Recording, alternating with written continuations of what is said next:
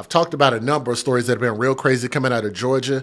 To me, this one really captured my attention, which is why I wanted to put a focus on this story. Has a number of different elements that I wanted to talk about, especially when you're talking about nuclear families, mothers and fathers in the home, and an outcome like this should never happen. I will give you guys some examples, but I'm going to give you the details. But before we get into the story, y'all know I'm opinionated. I got to give you a disclaimer. Some viewers may find the following content offensive and controversial. The information in this video comes from multiple sources, including court records, official police charges, news web articles, and interviews. This video commentary also contains my personal opinions about the facts of this story. The point is to use this story as a cautionary tale in hopes of preventing tragedies like these to children going forward. Viewer discretion is advised. That is your official disclaimer. So go ahead and pull this down. And we have the individual that you guys see on my screen. That's a 23-year-old woman in Georgia, and she was arrested last week for allegedly killing her 6-year-old son, stabbing him multiple times in their home before lighting the place on fire. And look at that beautiful soul right there. That is such a beautiful baby boy. Let me see if I can get maybe a bigger picture of him. I found one, and I thank Facebook for putting it up. Like, that little boy just has just the brightest smile. He looks very innocent. And here's what I can promise. Even though this baby boy suffered probably one of the worst fates possible, dying by being stabbed is one of the worst things to ever happen. But then to have it happen to the person that you're supposed to be able to trust, the person that's supposed to be able to protect you, provide for you, and then even possibly the fear coming in your head that, like, where's my dad to save me from this? You know what I'm saying? It's got to be a lot of emotions that happen, but that's such a beautiful baby boy. I just don't understand that handsome young man. That's a young man that probably could have changed the world and probably was going to change the world. And we were robbed of that opportunity.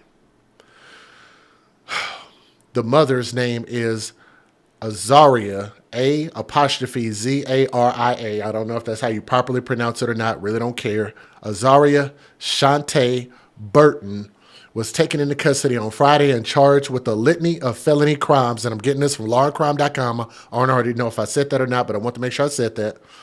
With a litany of felony crimes, including 1 count each of malice murder, felony murder, first-degree arson, and aggravated assault in the slaying of young Javion Pruitt, who was only 6 years old. That's the name of her son. According to a press release from the Gwinnett Police Department, on Thursday, October the 19th, this was not that long ago, officers and the Gwinnett County Fire Department responded to an emergency call before 8 a.m. regarding a fire at an apartment complex in the 4900 block of Springs Peachtree Corner. Police said that the caller was an individual who lived in an apartment on the upper level of the complex and heard a fire alarm going off of one of the lower residences. Upon arriving at the scene, the first responders reported hearing an audible fire alarm from one of the units on the first level. Firefighters located the unit and made entry, only to make a grisly discovery. And y'all just look at that blank, stupid stare on her face. And I think that speaks volumes. Like, I know the family probably doesn't feel that way, and the family might want to come out and defend it and say, well, she wasn't really like that. She actually loved her son. She might have just had a bad moment. I just think that when you have an outcome like this, it just means you're a bad person and you're going to hell. I don't know if anybody wants to disagree with that. You look at this baby's face and tell me what he did to deserve that. I think only a demon, a monster, Satan's child could be the only type of human being that could hurt a baby like this. Inside the apartment, firefighters discovered an unresponsive 6-year-old boy who appeared to have suffered multiple stab wounds. The child, who was later identified as Javion, was transported by way of ambulance to Children's Healthcare of Atlanta for treatment. Unfortunately, shortly after arriving at the facility, the boy was pronounced dead. Police said Javion was the only person inside the burning home when they arrived. Officers with the GCPD West Precinct assumed control of the investigation and immediately began combing the area in search of any persons of interest. Less than an hour into the search, officers came across an adult female in the area of the fire. Approximately 9:15 a.m., officers found a woman behind the building. Her clothing was wet and she was wearing only one sock, and she was taken into custody. As detectives were working to determine whether the woman was involved in the apartment fire, investigators identified the woman as Burton and found out that she lived in the same apartment where Javion's body was discovered. Obviously, like they put two and two together. Burton was initially transported to the hospital for treatment of non-life-threatening injuries before she was taken in for questioning. Following her interview with police, Burton was booked by the Gwinnett County Sheriff's Office and is currently being held with no bond. Why the hell should she get a bond? I don't think she should. Let me give you guys the fair usage. I have a little bit to say about this, but let me let you guys hear the news stories first. Federal law allows citizens to reproduce, distribute, or exhibit portions of copyrighted motion pictures, videotapes, or video discs under certain circumstances without the authorization of the copyright holder. This is called fair use. It is allowed for purposes of criticism, news reporting, teaching, and parody, which doesn't infringe of copyright under 17 U.S.C. 107. If you guys would do me a favor and please hit that thumbs up. It always shares this video and let more people know where to find it. Please share the story. Leave a comment. Let me know what you guys think. Let's listen to these news stories. Well, first at 5, a 6-year-old boy died today after being stabbed multiple times in Gwinnett County. Thanks so much for being with us this evening. I'm Faith Jesse. And I'm Jennifer Bellamy. Police have a person of interest in custody tonight, a woman who lives in the apartment. It all happened this morning at the Vines Apartments in Peachtree Corners. Our Tracy A. McPierre is joining us live there from that community. She was first on the scene and has been following the story for you all day. Tracy. Well, the Gwinnett Fire Department responded to a call about a fire at this apartment building just before 8 o'clock this morning. But when they got inside, they found a child had been stabbed to death. I don't know what happened. I wasn't in the apartment. All I can tell you is the smoke came, the fire was there. This resident did not want to show her face, but tells me she lives one unit above where the 6-year-old victim was found. She says she called 911 and started knocking on neighbors' doors as soon as she saw black smoke. And I saw a little bit of smoke coming out by the AC unit. And so when I opened it, it just seems like a black smoke just filled the apartment and went into our faces. When Gwinnett County firefighters arrived, they initially did not see the fire. I heard some audible alarms coming from a unit.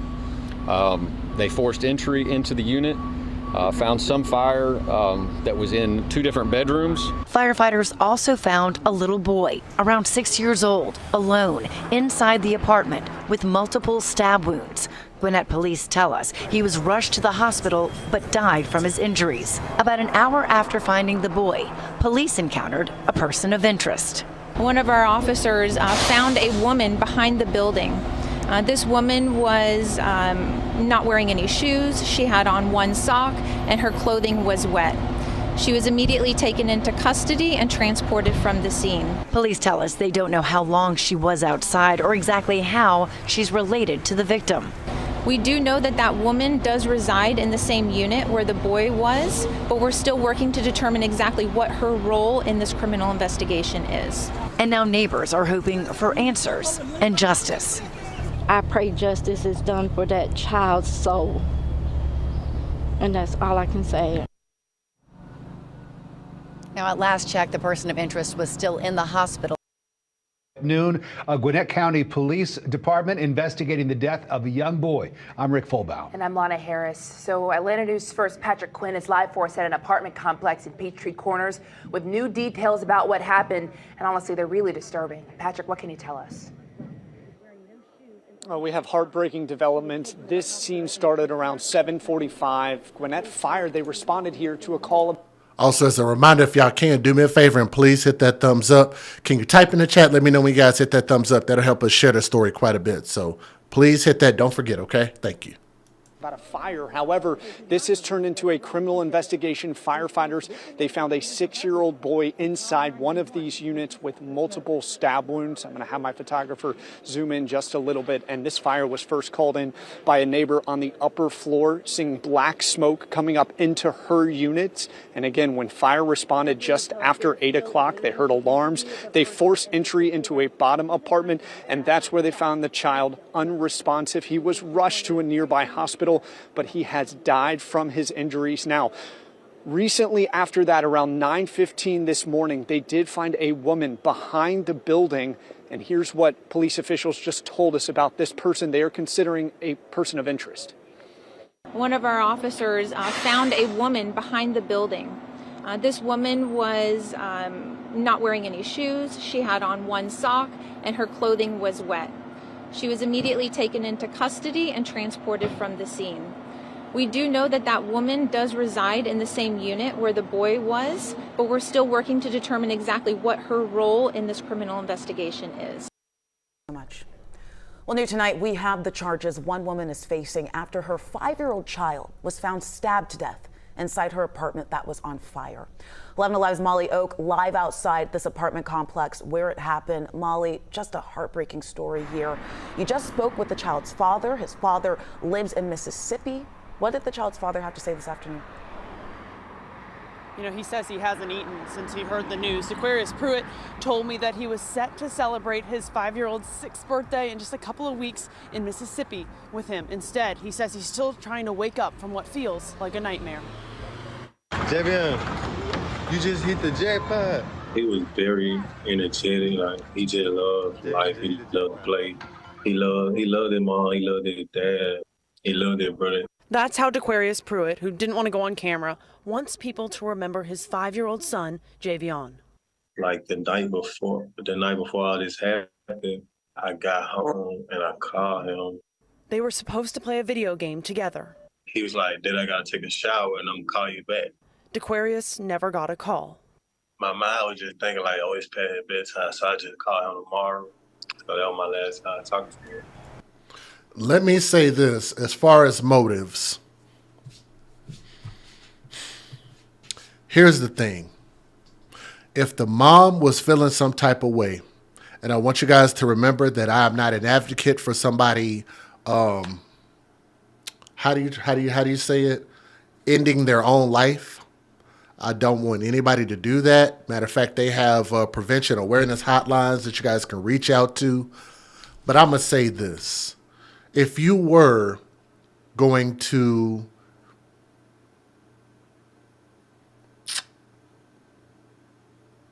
put yourself out of your own misery or whatever the case is, if you're that miserable,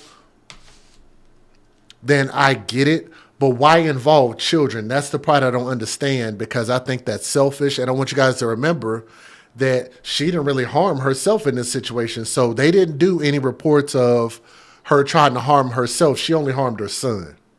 And if you ask me, she probably did it because she was jealous that this son had a father who actually cared about him. And a lot of times, these type of people, these type of mothers, not all, but too many mothers, once the man leaves them, they feel possessive over the child. Like, oh, okay, if you love this child, then you have to love me also. And that's not actually how that works, right? Maybe naturally you should want to feel that way, but in the world that we live in, that's not the way that things work. And I think we have to start disassociating our personal feelings from allowing the father to be able to be a father in this situation. Because guess what she would have did if she didn't want this child? You have the father right there. You would have given up custody. Why didn't she give up custody?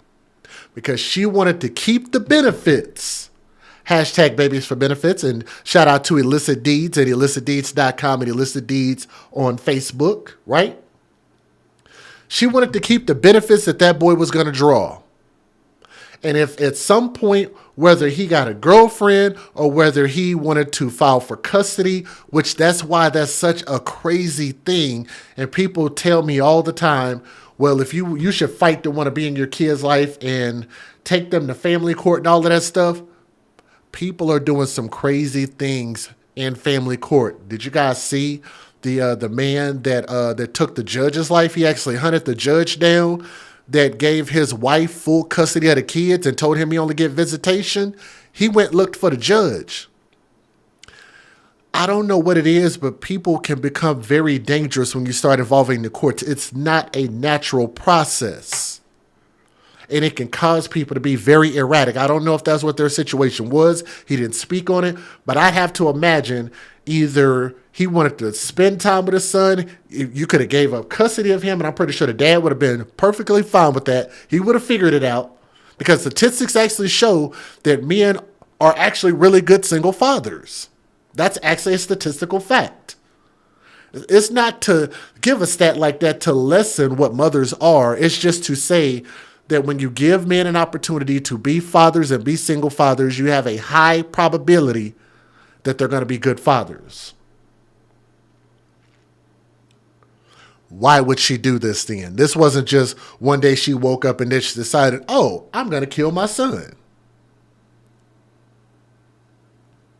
There had to have been something that prompted this, in my opinion. I got home and I called him. They were supposed to play a video game together. He was like, then I got to take a shower and I'm going to call you back. DeQuarius never got a call. My mind was just thinking like, oh, it's past bedtime, so I just called him tomorrow. So that was my last time talking to him. The next day, Thursday the 19th, there was a fire at this apartment complex in Peachtree Corners. Azaria Burton, Javion's mother, is accused of stabbing her 5-year-old to death and then lighting her apartment on fire with Javion inside. Police say she now faces multiple charges, including murder. He was just a great kid. He never was troubled or anything like that, though.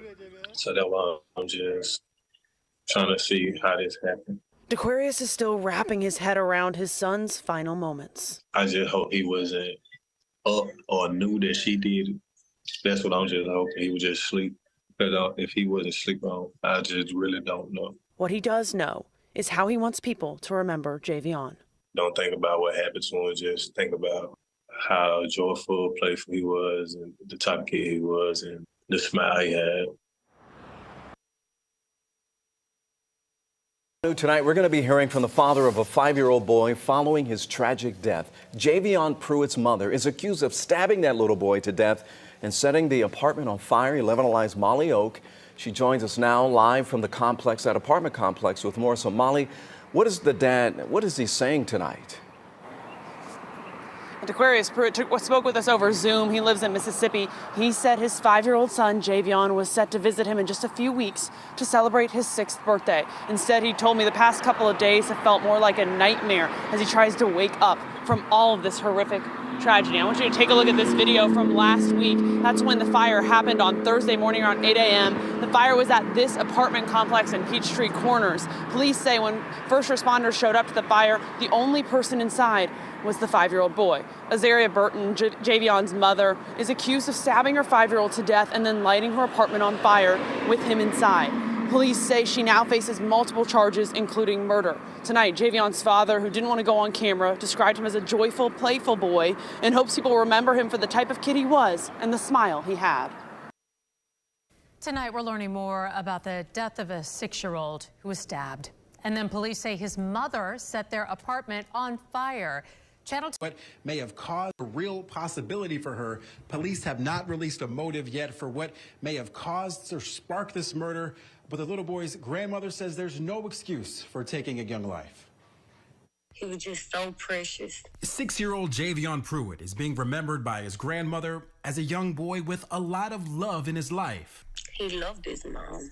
He loved his dad. He even said he had the best mama ever. It's why his paternal grandmother says it makes his murder and his mother's arrest so confusing. That's what's hurting the most, is everything was so normal. Because we just talked to him Wednesday. 23-year-old Azaria Burton faces malice, murder, and arson charges. Gwinnett County police say she stabbed Javion to death and lit their Peachtree Corners apartment on fire Thursday. When police found Burton behind the building, they say her clothes were wet and she was wearing one sock. Javion's grandmother says the family had no signs that he was in danger. Everybody knows if it was any signs, I would have been at my grandbaby. Court records show Burton was behind on her rent and was facing eviction. Police haven't released a motive for the murder. Now, damn, look, guys. The news drives me absolutely wild when they read you a motive and then say, we haven't released a motive yet. I want y'all to hear this again. That is wild. That tells you a lot right there. Did y'all catch that? If not, let's play it again. Building, they say her clothes were wet and she was wearing one sock. Javion's grandmother says the family had no signs that he was in danger. There was no sign that he was in danger. Then listen to this next part. Everybody knows if it was any signs, I would have been got my grandbaby. Court records show Burton was behind on her rent and was facing eviction. She was behind on her rent and facing eviction. Let's rewind that to about this mark here. My grandbaby. Court records show Burton was behind on her rent and was facing eviction. Behind on her rent and facing eviction. Her solution, I guess since her child is no longer a benefit to her to be able to get Section 8 or pay her rent or whatever the case is, so you hurt the thing that's no longer taking care of you. Doesn't that sound kind of like these toxic relationships that girlfriends and boyfriends get involved in? When the boyfriend no longer wants to take care of his girlfriend and then the girlfriend starts acting crazy and showing up to his house and flattening tires and busting windows, knocking on his door and harassing him on social media, spreading lies about him. All types of irrational things that don't make any sense.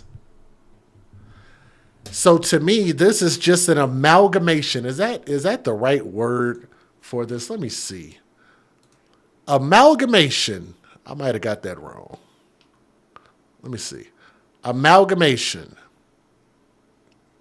Here's the definition of amalgamation: the action, process, or result of combining or uniting.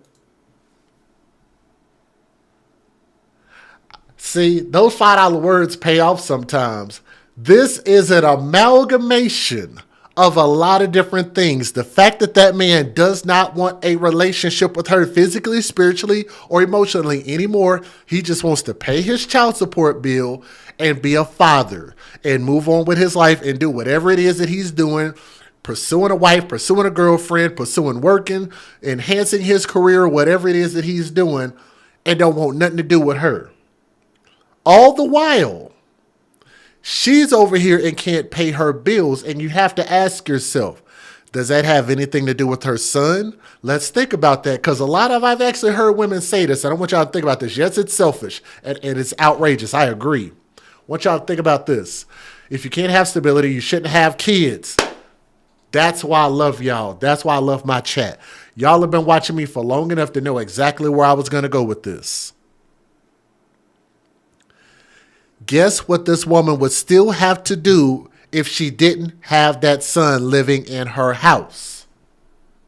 She would still have to pay rent. She would still have to pay an electric bill. She would still have to pay a water bill. She would still probably have to pay a car note, because guess what? Most of these chicks out here are renting cars or leasing cars. They're not owning cars, right? Unless they're cheap pieces of crap, right?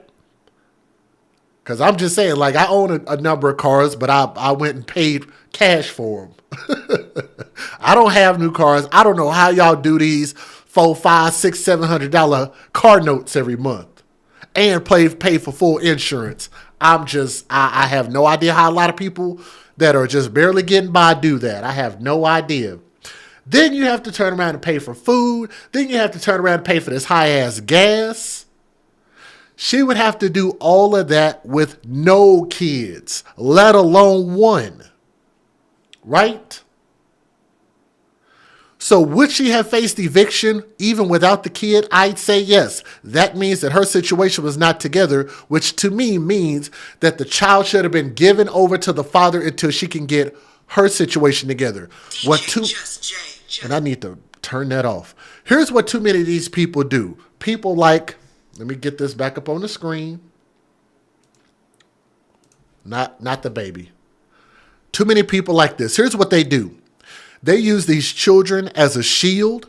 They use these children as excuses. They use these children for the benefits that they can get off of them. And they also use it as a means to be able to get people to praise them for doing something that animals do, which is give birth. I should be praised eternally for being a mother. The mother is the most important thing you could ever freaking have on earth, right? Just screw the father. The father, all he did was just provide the seed, provide the financing, provide the DNA. I guess that doesn't mean anything in this world, right? I guess you could go to a maple tree and get you some DNA out of that or produce a baby, right? I guess you could just go in your backyard and dig long enough, and once you get down to the bottom of the Earth's atmosphere, or the Earth's crust, or whatever you want to call it, the atmosphere, the crust of the Earth, I guess you can dig you up some DNA and make you a baby. I guess you don't need a man to do that, right? Because last time I checked, this is a 50-50 proposition. You put those two 50s together, they produce a baby, they produce 100%, right? So if you ask me, this man has every right to go about his own way, and she should be able to go about her own way and deal with it. If you can't handle the kid, then you should give up custody. That is the correct thing to do. Instead, selfish ass kills the child, tries to hide the evidence and set the house on fire, make it look like it was an accident, which, of course, I guess they don't understand that these dead bodies are going to have to go to the coroner. They're going to find out the scientific reason why these kids passed away. It wasn't from natural causes. It wasn't because of an accident. They're going to find out. I guess these people aren't smart enough to figure that out. For you to be having financial issues and hurt your child, to me, I think that is a sign that you should have never have been a parent. You should have never have had ovaries. You should have never been given an opportunity. And also to the father, this is why you absolutely have to be careful who you have kids by, including myself. A lot of men out there understand what that's like. Like, we have to be more careful and more vigilant, more diligent about who we produce kids by. We can't just be like, that's a cute piece of ass, and yeah, I don't care if we have a baby or not, I'll take care of my kid. That's not how that works, because you don't always know if the other person is going to hold up their end of the bargain. Case in point. So there's your motive. She about to get kicked out of her apartment, y'all. She can't pay her bills, y'all. So now Romeo must die. Signs, I would have been at my grandbaby. Court records show Burton was behind on her rent and was facing eviction. Police haven't released a motive for the murder. We're a phone call away. She know if nobody will help her, she know we would. Boom. Grandma came out and said it. The father would have been there and the grandmother would have been there. This woman absolutely knew that she had options and did not care about those options. So now what she's going to do, matter of fact, let me give y'all another scenario. This might be me going way far off the cliff. I don't know if y'all have seen videos like this. Have you guys, whether it be on Facebook or Twitter or TikTok, seen a video where people are getting their cars repossessed? And I've seen a lot of women do this. When the repo man shows up, what have you guys seen a lot of them do? They go out there quickly, try to hop in the car, and while they got the car hooked up, just hanging in the air, dangling like the Terminator or something like that, and they put the car in drive and try to drive off and yank it off of the dolly. How many of you guys have actually seen them destroy a car that they don't own just because it's about to be repossessed because you didn't hold up your end of the agreement and making payments? Destroy a car. They behave this way, and it's not all, but I gotta say it. Tell me when I'm wrong. Does anybody in the chat disagree? Please hit that thumbs up if y'all understand where I'm coming from. They would destroy anything around them if they don't get their way. I think that's entitled. And this is why I believe it's very dangerous to give people titles like queen that they don't earn. You don't kiss somebody's ass and praise them and put them on pedestals that they don't earn. I'm from the old school. I'm a little bit older than some of you guys, but I remember back in the day, you didn't get praise until you did something that was praiseworthy. You didn't just wake up out of bed and everybody, oh, you're a great person and we're happy you're alive and breathing oxygen and thank you so much for just being you. And this child should just worship the ground that you walk on because you gave them life, and it hadn't been for the womb, y'all. If it hadn't been for the womb of the woman and the mother and her nature, and if it hadn't been for matriarchy. But then you get this. Not so funny when you look at the result of giving people undue praise. Javion's family in Mississippi says they'll miss him every day while they fight for justice and answers. She need to get everything that she deserves. Now, the mother faces 7 felonies, including malice, murder, arson, and also child cruelty. Now, the next steps for Javion's family is getting him back to Mississippi so they can plan a funeral. Live and with. And I tried to find that GoFundMe. I couldn't find it. It's okay. Somebody in the chat said, I saw a TV show called Operation Repo, and people were acting a complete fool. You make an agreement to pay for a car, and you're just going to continue to just keep depreciating the value by driving it, all while not making a payment, and expect for people not to say, hey, can you come bring that back over here? Can we get our car back? Oh, you're not going to bring it back? You're going to hide it? Okay. Well, now we have to put trackers on our car. Now we've tracked our car. Now we're going to pick up our car. And when we come to pick up our car that you just could have just brought back, you decide to try to destroy it. And I know a lot of you men out there, maybe you don't want to admit it in the chat, but some of y'all have been in some of these toxic relationships when you try to leave and a person don't understand. No, they don't understand. Hey, I'm gone. Maybe some of you ladies out there understand that. When you tell a man no, and he continues to blow you up and inbox you, and you have to block him, and you have to change your phone number, possibly move, delete your social media accounts. People have to have a self-worth, a self-esteem about themselves, and care about themselves enough to understand it's not worth behaving this way. You cannot have an outcome like this.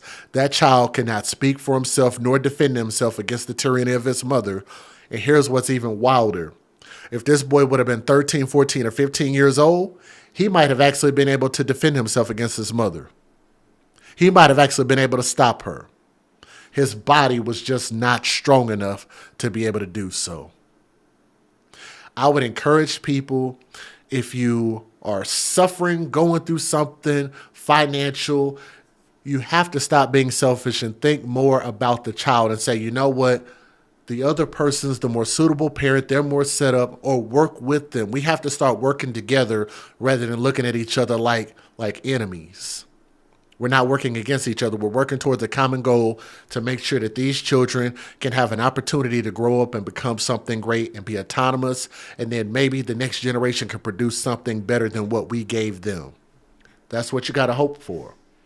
But until then, I hope that this woman gets life in prison. I don't want to hear anybody talk about what her mental state was, y'all. I don't care. I don't care what her mental state is. I don't care what she was going through. Life in prison. If they have the ultimate penalty under law in that state, I'd say let her have it.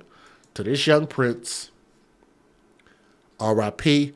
And y'all keep the father in your prayers, okay? Thank you guys so much for listening to the story. Leave a comment. Let me know what you think. This story almost made national news, which is wild, and I did want to speak on this because there was an element of this story that only recently came out in the news. I wasn't sure if everybody actually saw this. There's a bit more to this story, let alone it being crazy, but it actually involves children in a couple of different ways. First of all, with the parade, there's a lot of children out there at the parade, But there's a whole nother part of this story. If y'all know about it, type it in the chat. Without any further ado, I'm going to have some personal opinions, but I do not want you guys to be offended. Some viewers may find the following content offensive and controversial. The information in this video comes from multiple sources, including court records, official police charges, news web articles, and interviews. This video commentary also contains my personal opinions about the facts of this story. The point is to use this story as a cautionary tale in hopes of preventing tragedies like these to children going forward. Viewer discretion is advised. That is your official disclaimer. All right, let's talk about this, and let me give a shout out to my source, which is KOIN, coin.com. Thank you for the article, and I'm also getting another part of this article from KGW.com, so thank you for the article. Portland, Oregon. The fool that you guys see on my screen, that person was a driver, and he was accused of charging. Actually, they got this on video. So if y'all want to see that video, let me know. We have the cussing and the obscenities bleeped out, so y'all don't have to hear all that madness. But he is accused of charging into a crowded street of the Grand Floral Parade in a gray pickup truck and leading police on a brief chase through Northeast Portland on June the 10th. And he has a lengthy criminal history rife with traffic violations and sex crimes. How ironic is that? That dude is, what is he?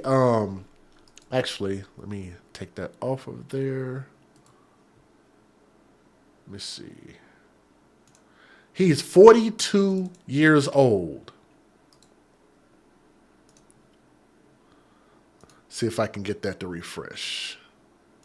Y'all give me a minute. I forgot I was supposed to blur out some information on there, but it was really small, so you guys probably didn't see it, so it's probably okay. But I wanted to make sure, take that off of there. I don't want to be exposing too much information on here. So let's keep this thing rocking. Okay. A Grand Floral Parade in a gray pickup truck, and he led police on a criminal chase. And he has a criminal history rife with traffic violations and sex crimes. He is 42 years stupid. Thank you. Portland Police Bureau spokesman David Bayer confirmed with KOIN 6 News that the suspect arrested following Saturday's pursuit, 42-year-old Sydney Sean Meacham of Meach. We're going to talk about Meach here in a moment. Of Portland, is also a registered sex offender. How about that, ladies and gentlemen?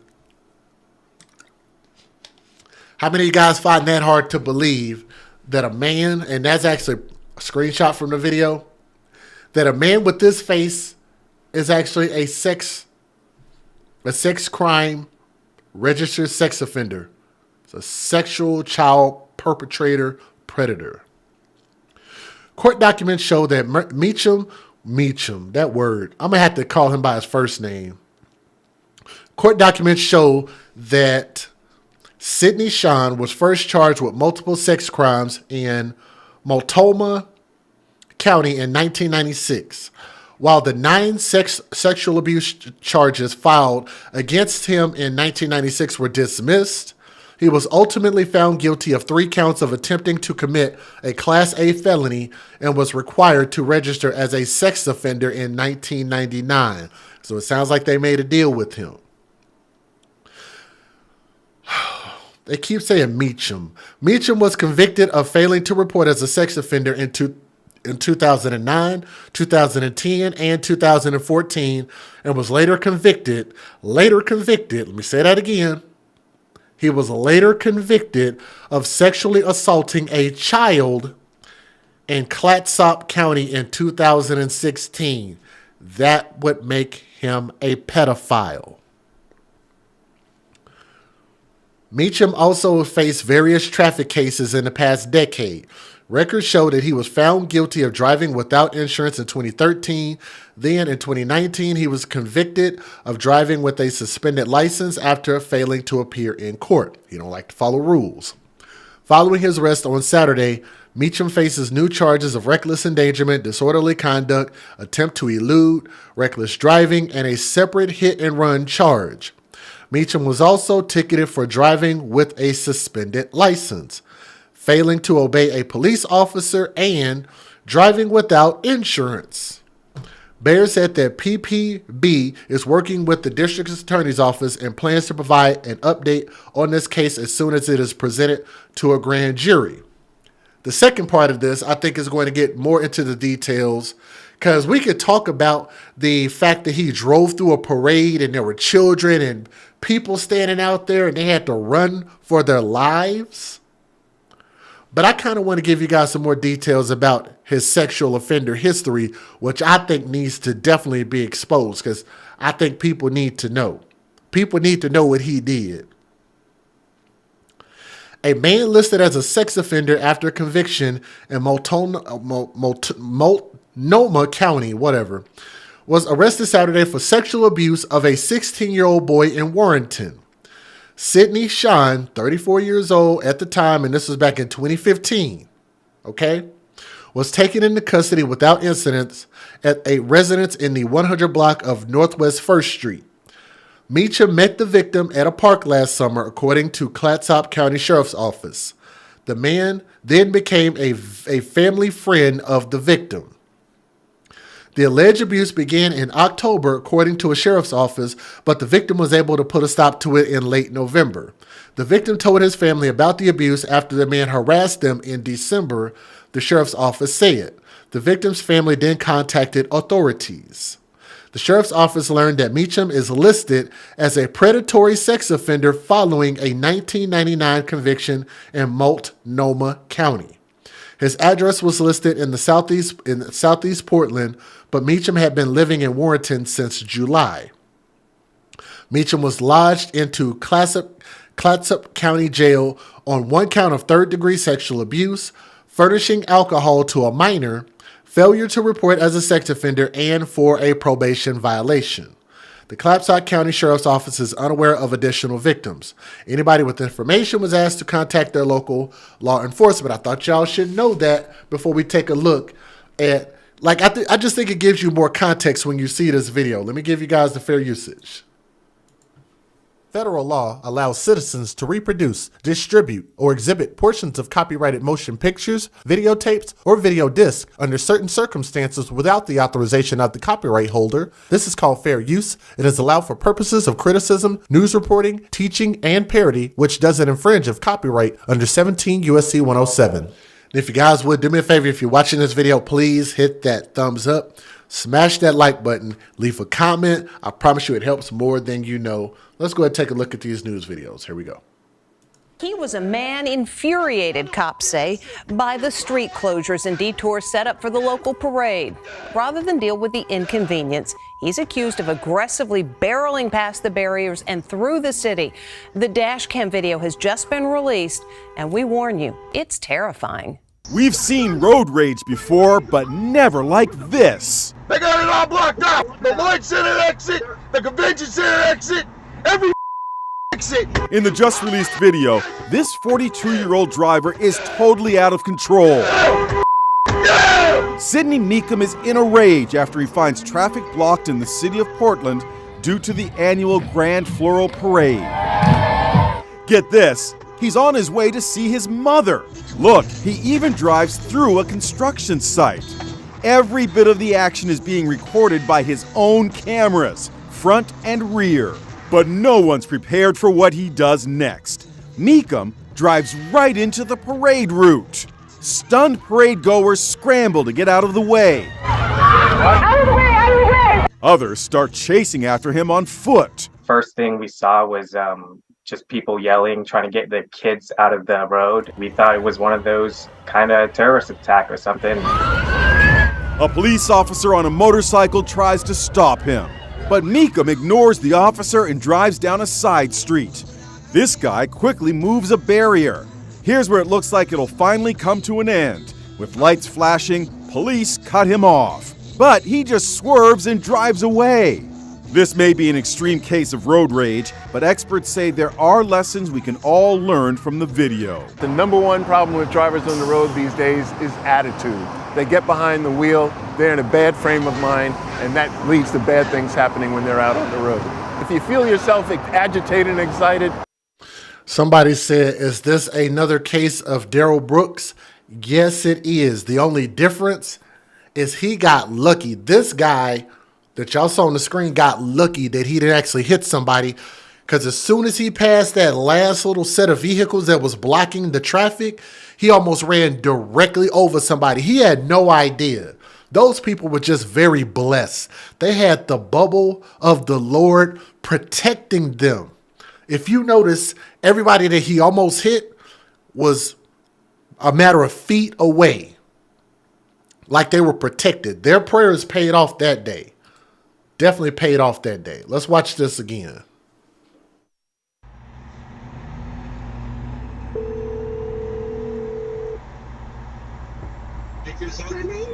Oh my God! With the fucking train. Huh? I'm stuck on the fucking freeways all over the place. They got it all blocked off. The Lloyd Center exit, the Convention Center exit, every motherfucking exit. You bum.